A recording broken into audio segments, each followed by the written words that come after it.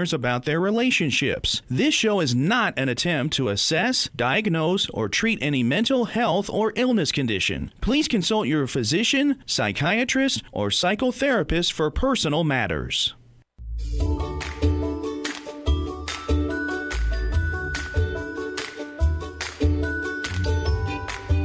Inner Voice, a heartfelt chat with Dr. Foojan.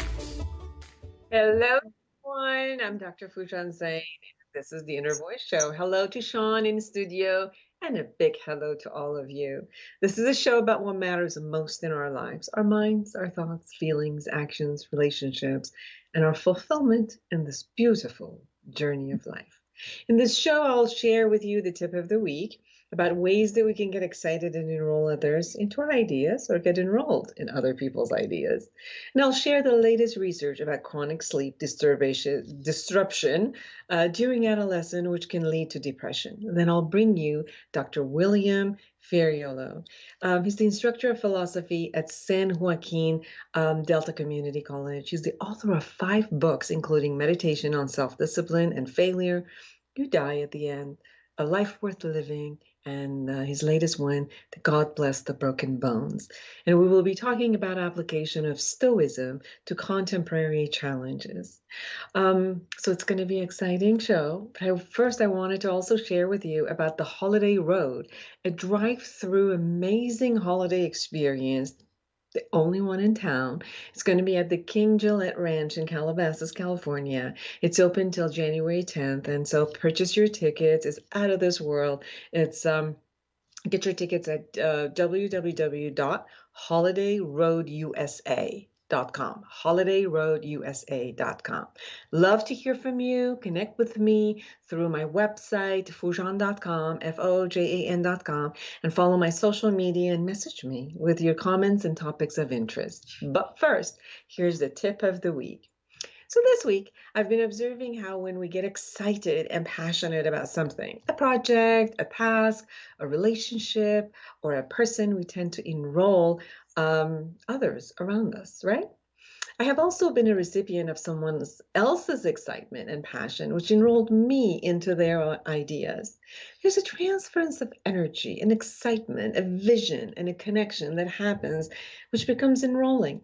Many times when I talk about enrollment, it reminds people of selling a product. That's not what I'm talking about. We're in the process of enrollment all day with people around us, whether we like it or not.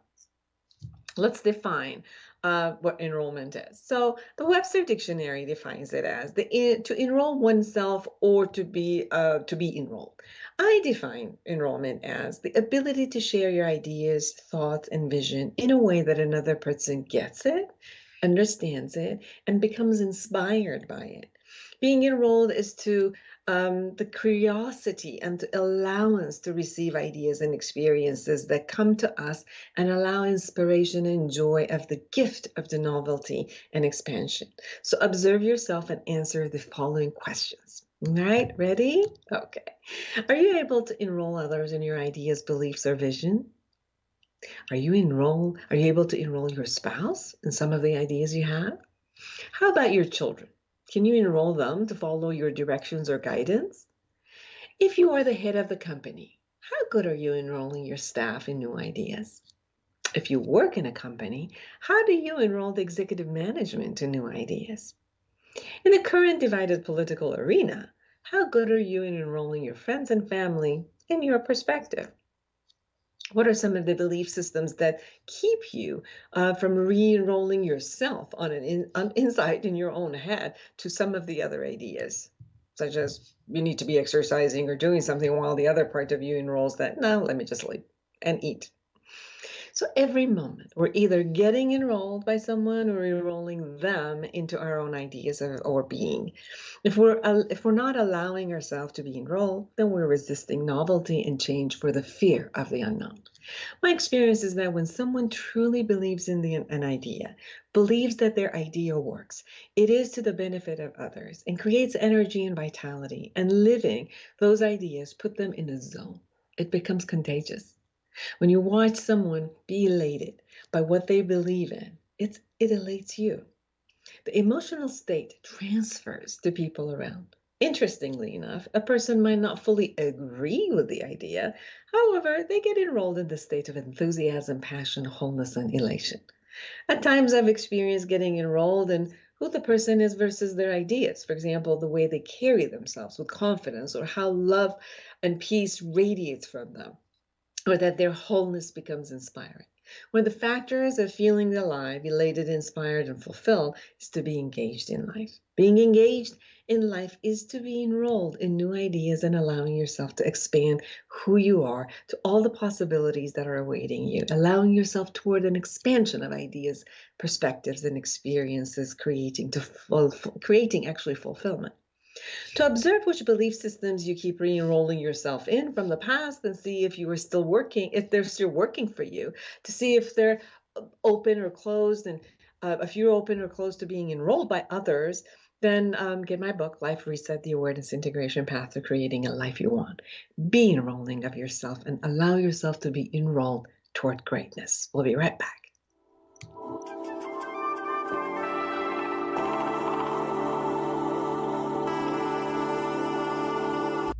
Join the conversation every Monday afternoon at 3 p.m. Pacific for Inner Voice Heartfelt Chat with Dr. Foojan. Dr. Foojan is a radio and TV host, international speaker, psychotherapist, life coach, and the author of Life Reset, The Awareness Path to Create the Life You Want. She brings you the latest research and interviews with experts in the field of cognitive sciences. Anyone who loves to grow and create growth for humanity gets a voice on this call-in show. Inner Voice Heartfelt Chat with Dr. Foojan. Monday afternoons at 3 p.m. Pacific on Smart Talk KMET 1490 AM and on KMET1490am.com.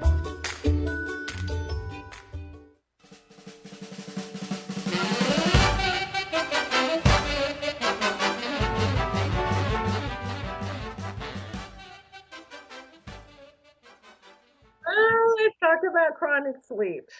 Holidays are coming, and maybe we can get some sleep, but you got to listen to this research. It's amazing. Chronic sleep disruption during adolescence can lead to depression in both male and females and alter stress reactivity in females, according to the new study led by University of Ottawa. Researchers and published in the Journal of Behavioral Brain Research. It is particularly relevant in the context of the pandemic, when adolescents' mental health is already under a lot of strain. More than 264 million people around the world suffer from depression. It is a prevalent mood disorder that reduces our quality of life. Individuals diagnosed with depression experience several symptoms, including general malice, reduced libido, sleep disruption, and suicidal tendencies in severe cases. Twice as many females as male are currently diagnosed with depression. Preliminary evidence suggests that people are experiencing greater depressive episodes and symptoms this year, likely as a result of the lifestyle changes due to the COVID-19 pandemic. Adults with depression often first experience depressive symptoms in early adolescence. However, the causes underlying adolescent depression and its sex-specific prevalence rate remain unclear. A popular theory suggests that depression originates in adolescence because of overexposing to stress, and the differences between male and female depression rates are attributed to an increased female vulnerability to chronic stress. Sleep disruption is a common stressor during adolescent development. Its repeated exposure could partially be responsible for adolescent female susceptibility to depression. Using a mouse model, researchers investigated whether repeated sleep delays differentially affected male and female adolescent mice and examined how their responses to stress changed. Results showed that adolescent male and female mice both displayed significantly greater depressive behavior after only 7 days of sleep delays, while adult male and female mice did not show depressive behavior under similar conditions. When exposed to a new stressors following 7 days of repeat sleep delay, only adolescent male and female mice showed increased activity in prelimbic cortex of the brain, not the adults. So the prelimbic cortex is associated with stress coping strategies and can be damaged from overactivation following sleep deprivation. Adolescents, females, also showed greater stress hormone release and activation of stress-sensitive brain cells than adolescent males following repeat sleep delay. These findings suggest that significant sleep delays during adolescence may increase the likelihood of depression onset in both males and female. Additionally, sleep delay may sensitize adolescent females to other stressors and increase the likelihood of mood disorders and development of that. As COVID-19 quarantine requires such a remote learning, limited in personal social interactions, and increased screen time have removed some pressure to adhere to regular sleep schedule, adolescents could be a higher risk than ever before for developing depression and mood disorders. And yes, I keep seeing that in my office constantly. Don't go anywhere. We'll be right back with Dr. William Ferraiolo.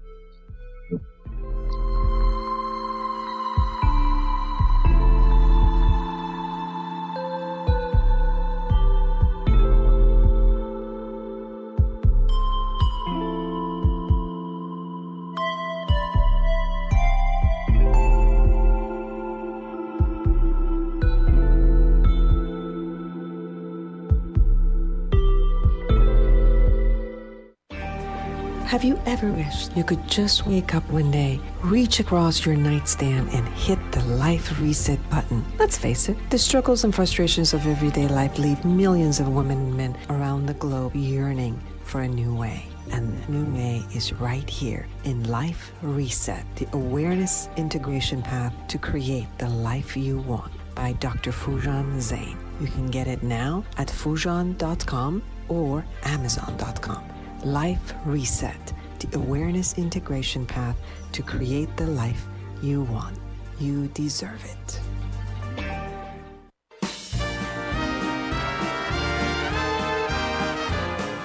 Well, welcome back, everyone. I'm Dr. Foojan Zeine, and I am excited to have Dr. William Ferraiolo with us. He's the instructor of philosophy at San Joaquin Delta Community College, author of 5 books, including Meditation on Self-Discipline, I need that, and Failure, Slave and Sage, You Die at the End, A Life Worth Living, and God Bless the Broken Bones. And we will be talking about the IDEA method and other applications of Stoicism and how we could use that with the contemporary challenges. Welcome to the show.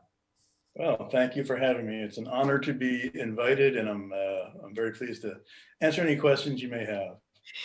Well, getting ready to talk to you, actually, I started checking out what Stoicism was. And obviously I went through your book and the meditation and your diet, writing down. And first of all, I love it. This is what I'm going to take on.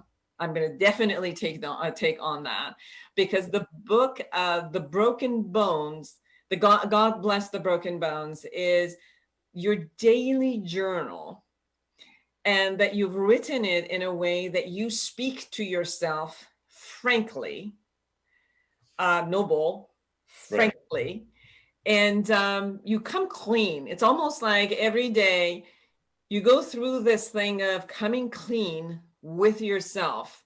And I really, really enjoy it, because as a therapist, what we do a lot of times with journaling, we write about our emotions, we write about the daily events, we write about all of that. But there was a different essence when I read yours, which was, it could be some of those thoughts, but a lot more about coming clean with yourself, like getting on integrity every day about what was going on. So can you share a little bit about that? And then obviously that would also be a segue to your belief system and what you teach in the philosophy of Stoicism.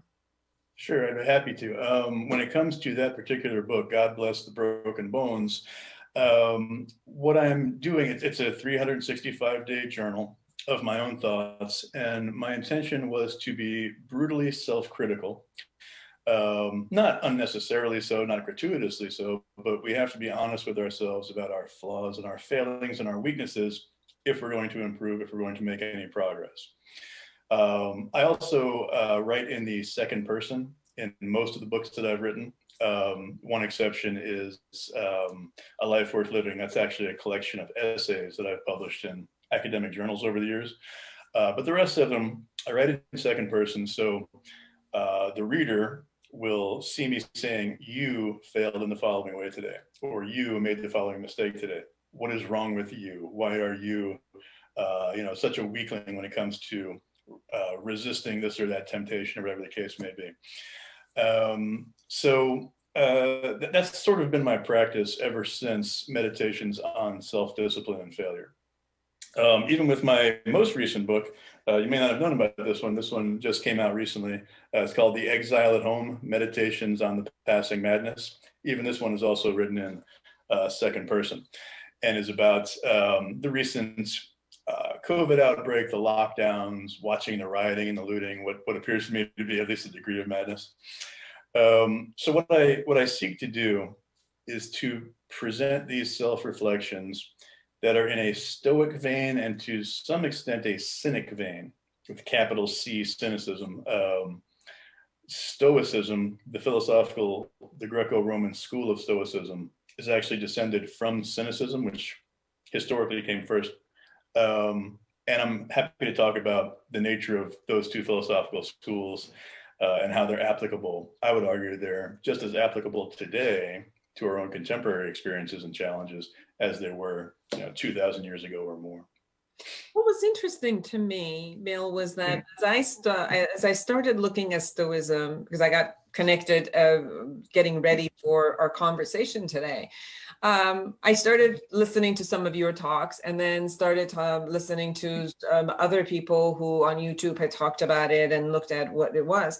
And what was interesting to me is that many of those factors, I have it on my model. I talk about it as a therapist. I've heard it a lot of places. And it was interesting because it has become part of a lot of our work as we help other people. And yet I never knew where the root of it was coming from. So that's how interesting it was. Like the concept of locus of control. We use that a lot in psychology and psychotherapy. And then as I was listening, I'm like, oh, that's interesting that I kept reading it through other authors coming to me, and obviously then I took it and borrowed it, and I'm giving it back in talks and lectures and how I do psychotherapy. But it was interesting to come from where it showed up first, and then it kind of led itself through our culture of coaching and helping and kind of like ideologies. So what I learned. And if you could talk a little bit about these, the Stoicism values, right? The courage, the temperance, the justice, and wisdom. Sure, I'd be happy to. I would note that if you look at the work of someone like Albert Ellis, for example, who developed REBT, Rational Emotive Behavior Therapy, he directly credits the Stoics, Epictetus in particular, with kind of laying the foundation for his work. I'm a big Albert Ellis fan. And of course, there are lots of other forms of cognitive behavioral therapy, dialectical behavioral therapy, and so on. All of it's really rooted in Stoicism. And of course, some of it also traces back to elements of Buddhism and other wisdom traditions. But Stoicism was a eudaimonistic philosophy. That's a fancy, pretentious philosopher's way of saying it's a philosophy that tries to teach us how to attain the good life. Eudaimonia means flourishing or living well, living the good life. And according to Stoicism, the four cardinal virtues, and then there are, of course, secondary and tertiary virtues that flow from these. But the four cardinal virtues are wisdom, courage, justice, and temperance. But the term that gets translated as temperance, I really prefer to translate it as self-discipline. So one needs the wisdom to understand the human condition, to understand what we can and what we cannot control. The dichotomy of control is very central to Stoicism. One needs courage. We tend to think of martial courage on the battlefield, that kind of thing, and that is important. Obviously, we want our Navy SEALs and our Army Rangers and our Marines to be courageous, but there's also moral courage, which applies more broadly. Moral courage is called upon more frequently for most of us than is martial courage. Most of us don't have to go out and fight for a living, right? But we do need the courage to speak the truth, even when the truth is not going to be popular, to do the right thing, even when doing the right thing is going to perhaps jeopardize our employment or jeopardize friendships and so on. We need to learn to be just, to deal fairly with other people, even if we happen to have an advantage, we should not press that advantage if it is immoral to do so, if it is not fair to the other person to do so. And of course, we also need to be just with ourselves. Some people tend to be overly self-critical, to beat themselves up, to defeat themselves through a lack of self-confidence. Finally, there is self-discipline, which I would argue is sort of wisdom and self-discipline, I would argue are the two most important virtues. We have to be able to control ourselves in rational fashion. We have to be able to respond rationally to our various passions, our various drives, our various desires, our expectations. The more we introspect, the more we think about it, I think the more most of us will find that a lot of our expectations are not particularly rational. A lot of our desires emerge at a kind of a subconscious and unconscious level, and they emerge in a way that is that probably causes us to have a lot of unhealthy and irrational desires, and then we start pursuing those. We tend to miswant. I think I'm borrowing that phrase from Stumbling on Happiness. I forget the author's name at the moment. That's embarrassing. But we tend to miswant. We tend to want things that we believe will make us better off and make us happy if we attain them. But then when we do attain them, it turns out that they have the opposite effect, or they have no significant effect. So wisdom and self-discipline are difficult to develop. One must work assiduously, and you have to be brutally honest with yourself about what you do and don't know, what you can and cannot control, where your weaknesses are. That's what I try and encourage people to do, while I'm encouraging myself to do it. I'm in the first instance, all of my books are written to myself, which is why I'm speaking to myself in the second person. But I suspect that there are other people out there who are as pathetic as I am, that they will benefit from my counsel to myself. I hope that didn't go on too long. I'm sorry if it did. No. I was enjoying your conversation and looking at some of the differences between, for example, when you talked about the wisdom and then the self-discipline, and then what do we do with this, the knowledge of where is it that my desire, whether it's a miswant or it's a desire that shows up, can be evaluated by the wisdom, and then go into the space of like the courage and the justice. Like you look at something that you really want, whether it's let's say impulsivity about gaining something you want, or in the world you look at greed, or self-entitlement about I'm right except and others aren't, and I should have this. Or even, I know that you've talked about like self-regulation as far as emotions, but that when emotions come up, to look at the expression of the emotion and not necessarily go with it, like not have the impulse of I have an expression of emotion and it just need to, like I get angry and I'm just I'm entitled and I can send it anywhere I want. So there's this part of a biological and a psychological innate way of being that shows up, right? And if I wanted to be true to myself and honor myself, then like that would show up. But there's also this concept of, okay, now monitor it, and with your wisdom, create that type of a balance and kind of like evaluate what that is, and then choose. And I've heard some of the lecturers that have said, choose whether you're in control and you're not in control, and to kind of like simplify it. Like first of all, go through this concept of simplification. Okay, these are the things I can't control, dump. These are the things I can control. Okay, let's look at it. And then kind of like be on integrity with it. Can you share a little bit about that? Sure. It is useful to simplify matters, but not to overly simplify matters. I think it was Einstein who said everything should be made as simple as possible, but not simpler, right? So when it comes to the phenomena that we cannot control, which Stoics refer to as externals, anything that is external to what the Stoics call the prohairesis, again, spouting Greek to make myself look as if I know things. The prohairesis is the faculty of deliberation and choice, or the will. Right? Anything external to that, anything that does not conform to the dictates of my will, anything that I can't cause to happen just by choosing that it shall happen, is an external. Right?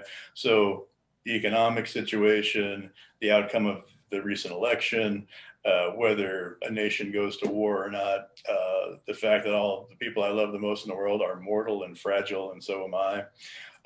Even one's own body, right? If the way that people looked was entirely voluntary and up to them, would I look like this? Like someone who escaped from this set of, I don't know, like the Lord of the Rings or something. All that kind of stuff is not up to us. We get old, right? I'm almost 52 now, and each day I kind of look in the mirror and I think that can't be accurate. But here we are. Those things are all externals, and we ought not concern ourselves about them. We ought not get upset about them. And it's also not a matter of merely shrugging and saying, nothing I can do about it, right? We ought to be grateful for the external world as it stands, right? The external world the universe did not need to include us in it at all, right? And in fact, if you think about the fact that our universe is anthropic, that it is habitable by creatures like you and I, the odds against that are astronomical. I mean, if you look into contemporary permutations of the fine-tuning argument, I won't get too far off onto, sort of philosophical, cosmological stuff that your viewers won't care about. But if you look at how unlikely it is, we really ought to be very grateful that we have had the opportunity to be born at all, to draw breath at all, to have the experiences that we've had up until now. I mean, you and I are using a technology right now that did not exist a handful of years ago. When I was in graduate school, there was no such thing as the internet. I'd never heard of it. There was certainly no such thing as Zoom. So we ought to be grateful that the external world is as it is, even when it's challenging and frustrating as it can be. And when it comes to the internals, the things that do conform to just the exertion of the will, we ought to be wise and we ought to be self-disciplined about our desires, about our efforts, about our attempts to respond rationally to all the things that we cannot control. Like right now, all I can control at the moment, I can control my preparation for this interview. I can control what I say, provided that my body cooperates. If I have an aneurysm, I'm going to stop saying things, right? Or if I get hit with a sudden intense laryngitis, I'll have to pantomime in the interview. So even the body is not really ours to control, but the will is ours to control. And there are better and worse ways to do it. There are more sensible and less sensible ways to interact with reality. And according to Stoicism, the rational methods of interaction, the rational expectations, beliefs, desires tend to lead to fulfillment, tend to lead to a well-lived life, whereas the irrational forms of interaction, and unfortunately, those are very prevalent. We begin to have desires and we begin to have aversions long before we can reason, long before we can do anything about it. Right? Desires and aversions get a grip on us as soon as we exit the womb, maybe even before we exit the womb. So we have to, once we attain the age of reason, once we're able to respond rationally to our desires, impulses, passions, we will be much better off trying to be reasonable rather than remaining the cognitive or intellectual equivalent of 4-year-olds for the entirety of our lives. And unfortunately, some people get caught in that. Sometimes I'm a 4-year-old, and now when I catch myself doing it, I say, no. Who do I think I am to control the unfolding of reality? Who am I to say no to the way the world is or to get upset about it? The rational thing to do is to respond like an adult who understands what I can and what I cannot control. Again, I hope I didn't go on too long. I tend to ramble when I get excited.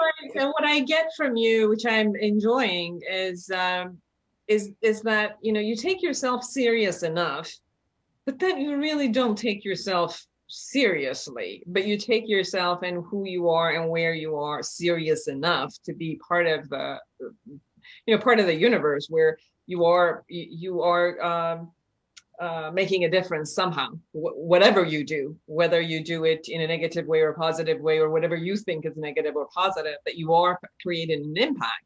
But this type of a self-reflection, which is a constant self-reflection, it's really helpful because of knowing, that I'm not nothing and I'm not all thing. It's just that there's constantly the question, and it's not, I don't even know. This is how I'm hearing you, and correct me if I'm not hearing you accurately, but I'm hearing you almost like I am, as a human, a creature that is consistently evolving. And this, by reflection, as I keep looking at myself, I keep looking at what the evolving looks like, because it could go anywhere at any point. And as I look at it, then I can create that type of a self-discipline, where I could say, like, you were appropriate today or not appropriate based on your own values, but based on the values that you hold. As you talk, I hear this. It's like, yes, these are the matters and the values that I go for, but right on the other side is, I know that I'm always striving, and there's so many times that I just don't get there, and then I'm real about who I am as a human being. Did I catch that kind of accurately? Yes, I think so. There's a reason that the word failure makes it into the title of the first of this series of books that I've written, Meditations on Self-Discipline and Failure, because failure is such a common experience. I know it is for me. I suspect it is for other people as well. I take my participation in certain projects quite seriously. It's very important to me that I really want to be a good husband to my wife. I really want to be a good stepfather to my wife's kids, my stepchildren. I really want to be a good philosophy professor, right? I take those kinds of things seriously. But as for me, intrinsically, or as for me as a specific being, I mean, come on, we're a species of talking ape, right? We're descended from, I read somewhere recently that something like 13% of the Earth's population is descended from Genghis Khan. Why? He was the most prolific rapist and murderer ever to have lived, arguably. I mean, look at where we come from. And then when I think about my own experiences, how I got here, how I ended up here, it's entirely a series of accidents and happenstance. I did not grow up saying, I want to be a philosopher when I grow up, because no one does, right? I actually became a philosopher because I lost my ROTC scholarship to college because I blew out my knee. I mean, that's how haphazard the whole thing has been. Anyone who knew me in high school simply could not take me seriously as an academic or an author, or anyone that anyone else would take seriously. Man, I was a football player, a wrestler, a jock, a doofus throughout high school and college, and I haven't changed that much. I'm still a doofus. I still make all kinds of silly mistakes. So yeah, I have a hard time taking myself seriously. Whenever people ask me questions about myself, my first thought is, well, why? Why do you care? I can tell you some stuff about, smart people like Epictetus and Marcus Aurelius and Seneca, but why would you care what I have to say? I'm just sitting here. You tell us a little bit about your latest book. I didn't know about that, so tell us a little bit about that, and especially how the philosophy of Stoicism actually supports us. Can support us in the time of kind of like madness, the things that are going through where we're not used to. I mean, obviously, at any point things are changing, like you said, like the technology and all of that. But right, for some reason, it's like every other thing we're striving toward, and we're catching on. But this, the virus and the way that it claimed the world and what we're doing with it, it took a lot of people kind of like by surprise, and still going by surprise, although, we had a lot of hello, knock, knock at the door that this might be coming. But anyway, it's about 10 months to 11 months, and we still have no idea around the world of how this thing is working. So if you come looking at it from this Stoicism, what will your thoughts be? Okay, well, I'm going to give you a kind of a two-part answer to your question. There's a sense in which my most recent book, or my latest book, is actually this one, Slave and Sage, Remarks on the Stoic Handbook of Epictetus. This one comes out next year. This one's in production. The other one came out earlier, even though I wrote it later, which is odd. So this is called Slave and Sage because Epictetus was literally born a slave, born someone else's property, and he was crippled at a young age because apparently his owner did not like the fact that he had a slave who seemed to be smarter than he was, and kind of acted like he was smarter than he was. So here's a guy who was born a slave, he was crippled, and he still managed, after he got his manumission, his freedom, managed to become one of the most important, influential Stoic philosophers in the Greco-Roman world. And I argue that his philosophy and his approach to living a fulfilling life, a well-lived life, is every bit as useful today as it was then. The one you explicitly asked me about, The Exile at Home, the title refers to the feeling of not quite feeling comfortable though we are at home. We're sort of, there's a sense in which we are in exile from the conditions to which we are accustomed. Some of us look out at the culture, especially people who are a little bit older. I'm almost 52, and so I've been around the nation that I see now and the culture that I see now, quite different in many, many ways from the nation and culture in which I grew up in the 70s and the 80s. So I speak a great deal about the fact that conditions that are beyond our control, if we're not rationally disciplined, they really have the power to push us around emotionally and psychologically. It's very easy to panic as a result of a pandemic. And I think a lot of people have panicked. It's very easy to succumb to frustration and anger. And you see rioting and looting and people throwing bricks through windows, and you see the violence that has been on the increase and so on.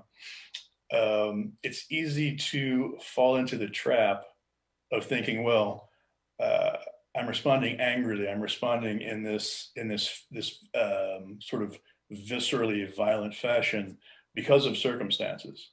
I mean, look at what's happening. Look at what's going on. Whereas I would argue that in reality, when we respond that way, it's always due to a lack of self-discipline, right? There are plenty of people in the same circumstances who are not throwing bricks through windows, who are not becoming enraged, who are not beating their spouses. Apparently, spousal abuse has massively increased since the lockdowns, which is, it's something for which there is no excuse. I assume this is predominantly men hitting women, and there's no excuse for a man to abuse a woman to hit. I mean, one of the fundamental virtues is courage.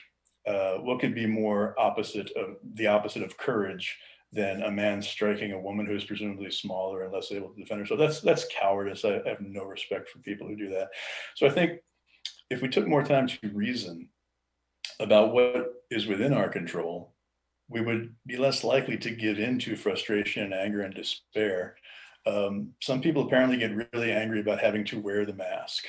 Well, you have to wear the mask if you go to a place where it's required. If I go to a grocery store, I put on the mask, and I don't get upset about it because I'm sure the grocery store doesn't particularly want to compel me to wear the mask. It's not really up to them, right? There are legal strictures on what they have to do.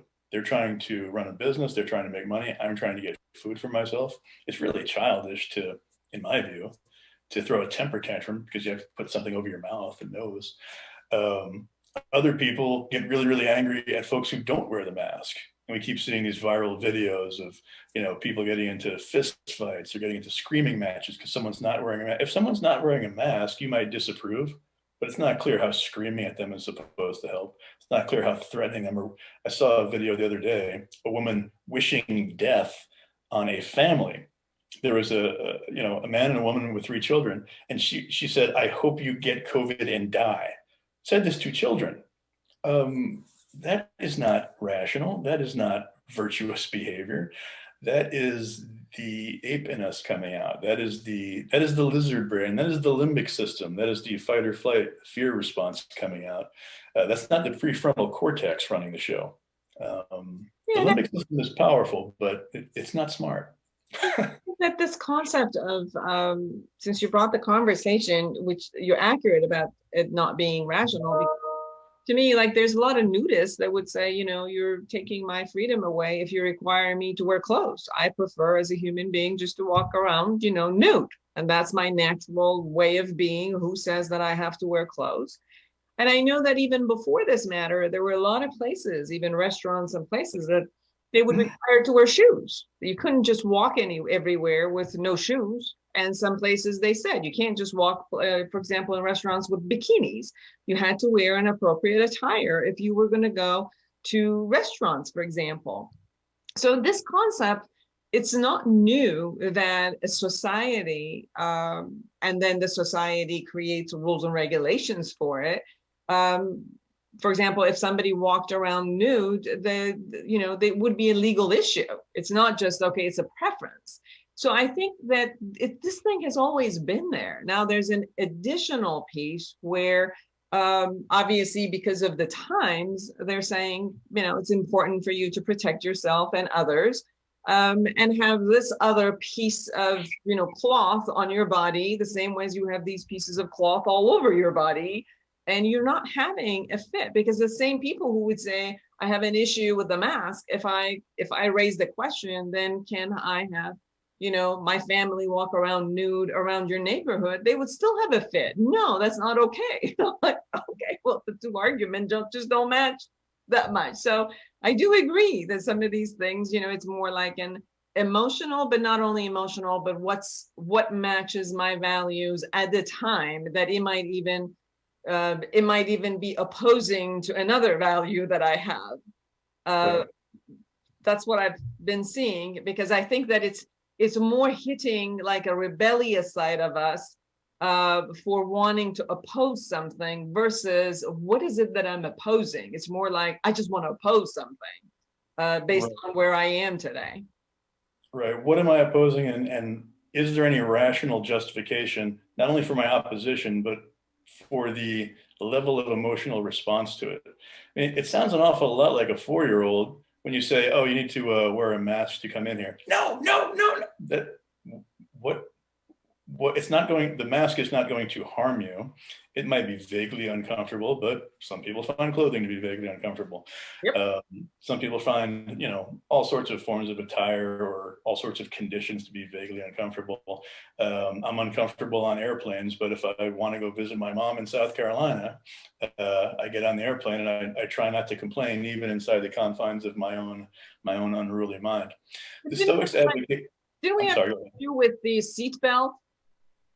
Right. I remember the days that I'm old enough that I didn't have to wear a seatbelt when I used to drive. And then the laws showed up that you wear seatbelts if you wanted to drive, because you needed to protect yourself and whomever else was inside the car. And then, slowly but surely it became a law. Then you got fined if the police got you that you weren't in suits. And slowly but surely it became a culture. Right. And here's the rational way to approach it. Now, I was about to say the Stoics advocated a reserve clause. Form an intention to do something, fate's permitting. Form an intention to do something given the circumstances and given the fact that there are things you cannot control. So let's say you're a person who hates the seatbelt, finds it really uncomfortable, and maybe even have a justification. Maybe you have some kind of a rash or some sort of a condition that makes it painful. Well, here are your choices. You can refrain from driving. You can get in your car and put on the seatbelt and be uncomfortable, or you can flout the law and get in your car and refuse to wear the seatbelt. But if you choose that third option, it is rational to recognize the fact that you could get stopped and you could get ticketed for violating the law.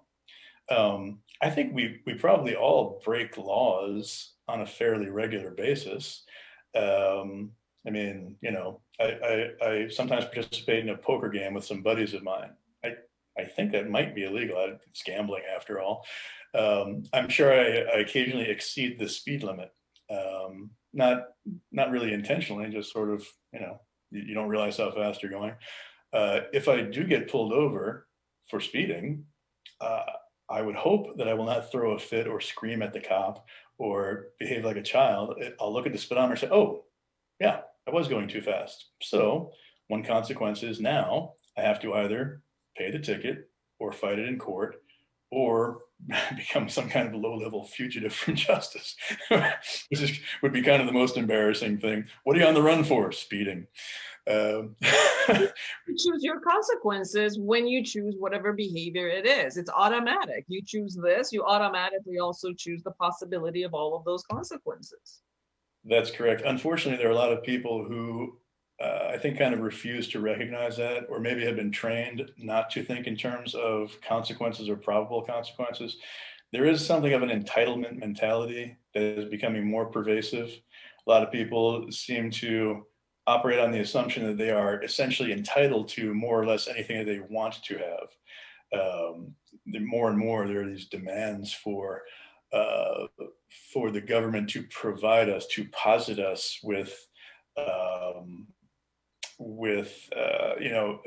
things and opportunities that none of our ancestors would ever have expected to have been given. And I'm a little. It's the same group that actually wants less government is feeling entitled about government giving them more. So again, they're opposing ideas right back to back. And that's a very, very interesting and complex concept that I've seen in the recent years. It's like opposing construct, right? Holding side by side, coming from the same person. And it's very interesting in that. What are your thoughts? Well, yeah, it does. We do have conflicting desires and values sometimes, especially when we don't introspect carefully, don't reason carefully about it. I actually think it's fairly widespread across the socio-political spectrum. I hear a lot of people clamoring for student loan forgiveness. They're mostly on the left, as far as I can tell. And these are people who voluntarily took out student loans. They chose to go to college. They didn't have to go to college. They didn't have to take out these massive loans. Often they choose majors that are not particularly lucrative, and then they can't pay back their loans. They say, "Hey, you got to bail me out." Well, I don't know that we have to. And of course, there are people on the right who want less government, want less intervention in their lives, but they want the government to do something about these parks where homeless people are gathering. They often want people to intervene in the lives that other folks are living and leave them alone. And I think, I think in some sense that's kind of part of the human condition, but the fact that it's natural doesn't mean that it's wise or rational or healthy. We want our cake and we want to eat it too, and we all know. And I think that's what I liked about your books and your system in take myself serious enough and not take myself too serious. It's that concept of looking at myself, and those are my sentences, they're not yours, but this is how it lands on me. When I reflect, and in that reflection, I can bring these, kind of like the different sides of my belief system that they have an opposing view, and bring them somehow at least in front of myself versus argue this point with a lot of sense of entitlement and making other people wrong for this view, and then suddenly bring this one, which is completely opposing of this one, and bring it out. So coming into that reflective sense, I can look at both opposing, which both can be very natural and desires me, because they both obviously feed something for me. It's to my benefit, both of them. And then somehow maybe integrate them, or at least acknowledge that I have both of them. And yes, they're opposing, and I use them wherever that it's to my benefit. At least I don't take myself in the sense that I know that I'm gonna use this ace card whenever that I think it's my benefit, but it's not necessarily, congruent with my other sides. Sure. I think we all do that to some extent or other. And of course, it's impossible to dispel that cognitive dissonance, that internal conflict between desires and values, if we don't introspect and find the conflict, find the inconsistency. I meet a lot of people who claim to be devotees of such and such ideology, except when it's inconvenient. Right? They claim to be very concerned about this or that condition, and then they behave in ways that cannot possibly be expressions of that concern. In fact, they're quite the contrary. A few examples of public figures spring to mind, but I don't want to pick on any particular individuals who are not here to defend themselves. I think it's quite natural, but I think it is also, though natural, it's emotionally unhealthy, because when you're in a condition of cognitive dissonance, when you're in a condition of having two incompatible desires, you guarantee yourself dissatisfaction, right? Yes. One of those desires is going to be frustrated. So I think sometimes instead of seeking an equilibrium between the two competing desires, one has to be jettisoned. You have to relinquish one or the other. Just this morning, I mean, here's what an irrational basket case I am. This morning, I went to make myself some coffee, and I have this cat. My cat is named Sid. I named him after the Buddha, Siddhartha Gautama, even though he's nothing like the Buddha. He's an insane little man. He's always underfoot because he can't see very well. And he's getting old. He can't move as quickly as he used to. And so as I'm going to get myself some coffee, he had worked his way in between my feet and he almost tripped me. And so I stumbled and I almost fell. And my initial reaction, that limbic system, that ape reaction was, damn it, Sid. Now I'm getting angry at and yelling at a cat who does not speak the language. He doesn't speak English. Whose fault is that? Whose fault is it that I'm angry and frustrated? Yeah, the cat was in my way, but he's blind and dopey and not like he was trying to get in my way. I'm just being a 4-year-old in that moment. Look, either I want to have the cat or I don't. I do want to have the cat. Will cats and dogs and children sometimes annoy us, and friends and colleagues sometimes annoy us? Yeah, almost certainly they will. The only way to avoid. There's a self-responsibility here that creates the emotional regulation. There's an essence of that. I'm responsible for what's going on with me. Then, that connects us with then looking at, is this emotion an exaggerated version? And whatever it is, it's great, but is it necessary? Is it useful? Is it even rational at that moment? Right. Bill, can you please, in 1 minute that we have left, is there anything we have not said that you really want our listeners and audience to know about your ideas?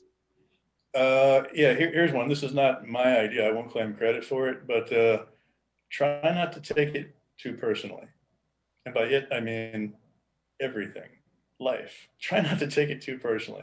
The world is going to kick the crap out of you and kill you, but not because it wants to, just because that's the way it goes. We all suffer and then we all die. But along the way, you can still have a lot of fun and enjoy yourself, and it can still be interesting. So try to suffer less than you would if you were just an irrational, screeching 4-year-old. And I would argue you'll be better off, and so will people around you. Absolutely. That's about it. Yeah. So everyone, Dr. William Ferraiolo, please get his latest book that is out for you for now. God Bless the Broken Bone. Is the other book out also? All of them are out except for Slave and Sage. There are 6 available now, and there will be a 7th in the not too distant future. And I'm currently writing number 8. So wonderful. Where can they find you? If you go to my Amazon page, just go to Amazon and type in William Ferraiolo. That last name is F as in Frank, Erraiolo, bit of a weird name. And you'll see all my books available there. You can go to my page at San Joaquin Delta College. Not that there's any good reason to do so. And I do exist in physical reality. I'm in Lodi of Creedence Clearwater Revival fame. Oh Lord, stuck in Lodi again. That's me. It was a pleasure to have you on the show, and you're more than welcome to join us any other time. Well, that's great. And thank you very much for the opportunity. I genuinely appreciate it. Thank you very much. Thank you. And for all of you out there, create an amazing life for yourself and everyone around you. And until next week, bye-bye.